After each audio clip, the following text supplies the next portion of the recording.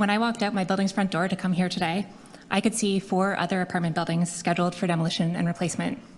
People having their lives upended because they happen to live in one of the few small areas of Toronto that allows change.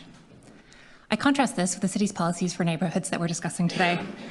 There are, right now, empty detached homes that could be turned into homes for 3 or 4 families without involuntarily displacing anyone, but rules about stability don't allow this.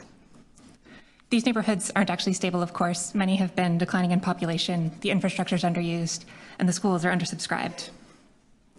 Toronto is right now a tale of 2 cities.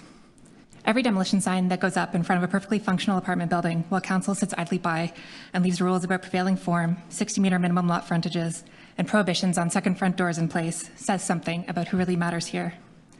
People who own homes in Capital N neighborhoods are valued in the ways that the rest of us are not. If you didn't buy in the 1990s and don't have the $100,000 annual income to afford the average rent here, we don't want you. Some residents say this explicitly in meetings, but can we really blame them when council says it implicitly by maintaining these policies? I can anticipate some of the anxieties that you might hear about longtime residents worried about schools and medical centers. As it happens, I work in a hospital, and my experience is that there's a big struggle to recruit and retain workers in this increasingly unaffordable city. My coworkers and I have 3 options. Some are living with their parents or numerous roommates into their 30s. Some, like me, live in the high-rises that are so often fought against by those worried about healthcare. And some move outside of the city, either to a new job or they face long commutes because not enough councillors have the courage to fight for appropriate places for them to live in Toronto. If one of those demolition signs goes up in front of my building, I expect to join this last group of people living in a city that hasn't deemed me worth keeping.